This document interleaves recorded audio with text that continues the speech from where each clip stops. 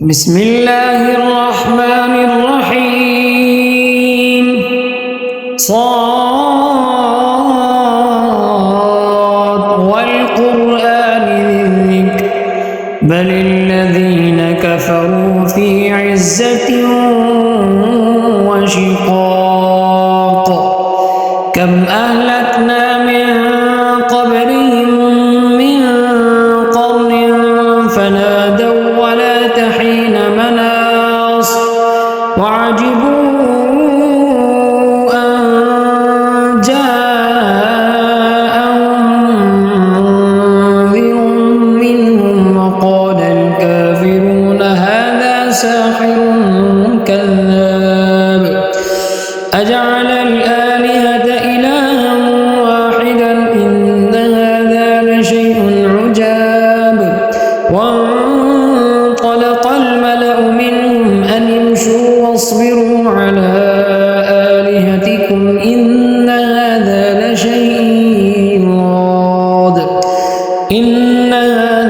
لشيء يراد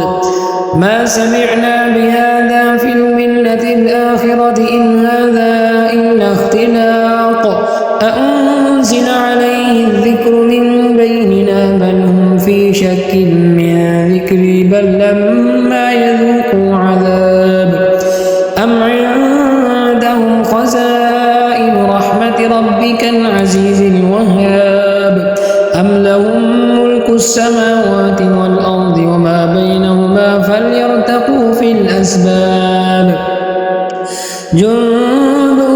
ما هنالك مهزوم من الأحزاب كذبت قبلهم قوم نوح وعاد وفرعون الأوتاد وثمود وقوم لوط وأصحاب الأيكة أولئك الأحزاب إن كل إلا كذب الرسل فحق عقاب وما ينظر هؤلاء إلا صيحة واحدة ما لها من فواق وقالوا ربنا عجل لنا قطنا قبل يوم الحساب اصبر على ما يقولون واذكر عبدنا داود ذا الأيد إنه أواب إنا سخرنا الجبال معه يسبحن بالعشي والإشراق والطير محشورة كل له أواب وشددنا ملكه وآتيناه الحكمة وفصل الخطاب وهل أتاك نبأ الخصم إذ تسوروا المحراب إذ دخلوا على داود ففزع منهم قالوا لا تخف خصمان بغى بعضنا على بعض فاحكم بيننا بالحق ولا تشطط واهدنا إلى سواء الصراط إن هذا أخي له 99 نعجة ولي نعجة واحدة فقال أكفلنيها وعزني في الخطاب قال لقد ظلمك بسؤال نعجتك إلى نعاجه وإن كثيرا من الخلطاء ليبغي بعضهم على بعض إلا الذين آمنوا وعملوا الصالحات وقليل ما هم وظن داود أنما فتناه فاستغفر ربه وخر راكعا وأناب فغفرنا له ذلك وإن له عندنا لزلفى وحسن مآب يا داود إنا جعلناك خليفة في الأرض فاحكم بين الناس بالحق ولا تتبع الهوى فيضلك عن سبيل الله إن الذين يضلون عن سبيل الله لهم عذاب شديد بما نسوا يوم الحساب وما خلقنا السماء والأرض وما بينهما باطلا ذلك ظن الذين كفروا فويل للذين كفروا من النار أم نجعل الذين آمنوا وعملوا الصالحات كالمفسدين في الأرض أم نجعل المتقين كالفجار كتاب أنزلناه إليك مبارك ليدبروا آياته وليتذكر أولو الألباب ووهبنا لداود سليمان نعم العبد إنه أواب إذ عرض عليه بالعشي الصافنات الجياد فقال أكفلنيها فقال إني أحببت حب الخير عن ذكر ربي حتى توارت بالحجاب ردوها علي فطفق مسحا بالسوق والأعناق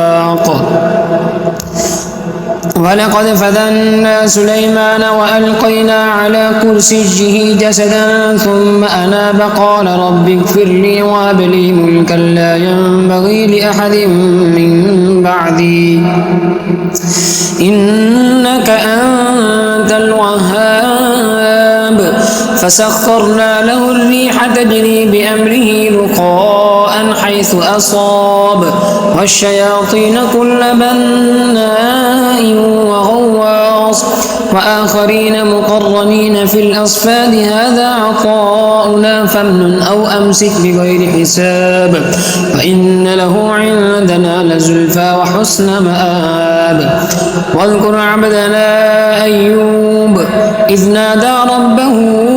أني مسني الشيطان بنصب وعذاب اركض برجلك هذا مغتسل بارد وشراب ووهبنا له أهله ومثلهم معهم رحمة منا وذكرى لأولي الألباب وخذ بيدك ضغثا فاضرب به ولا تحنث إنا وجدناه صابرا نعم العبد إنه أواب واذكر عبادنا إبراهيم وإسحاق ويعقوب أولي الأيدي والأبصار إنا أخلصناهم بخالصة ذكر الدار وإنهم عندنا لمن المصطفين الأخيار واذكر إسماعيل واليسع وذا الكفل وكل من الأخيار هذا ذكر وإن للمتقين لحسن مآب جنات عدن مفتحة لهم الأبواب متكئين فيها يدعون فيها بفاكهة كثيرة وشراب وعندهم قاصرات الطرف أتراب هذا ما توعدون ليوم الحساب إن هذا لرزقنا ما له من نفاد هذا وإن للطاغين لشر مآب جهنم يصلونها فبئس المهاد هذا فليذوقوه حميم وغساق وآخر من شكله أزواج هذا فوج مقتحم معكم لا مرحبا بهم إنهم صالوا النار قالوا بل أنتم لا مرحبا بكم أنتم قدمتموه لنا فبئس القرار قالوا ربنا من قدم لنا هذا فزده عذابا ضعفا في النار وقالوا ما لنا لا نرى رجالا كنا نعدهم من الأشرار أتخذناه سخريا أم زاغت عنهم الأبصار إن ذلك لحق تخاصم أهل النار قل إنما أنا منذر وما من إله إلا الله الواحد القهار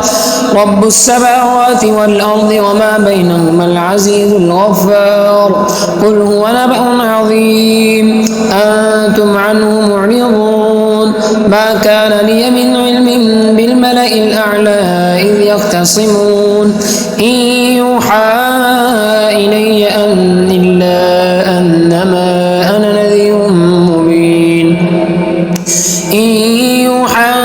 إلي إلا أنما أنا نذير مبين إذ قال ربك للملائكة الملائكة إني خالق بشرا من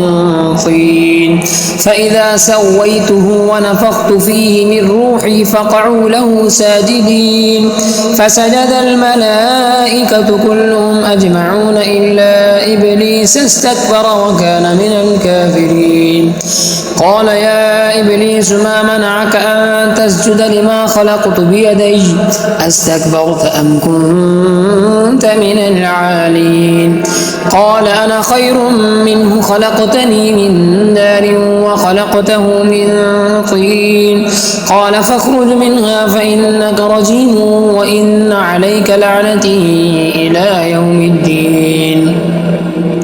قال رب فأنظرني إلى يوم يبعثون قال فإنك من المنظرين إلى يوم الوقت المعلوم قال فبعزتك لأغوينهم أجمعين إلا عبادك منهم المخلصين قال فالحق والحق أقول لأملأن جهنم منك وممن تبعك منهم أجمعين قل ما أسألكم عليه من أجر وما أنا من المتكلفين إن هو إلا ذكر للعالمين ولتعلمن نبأه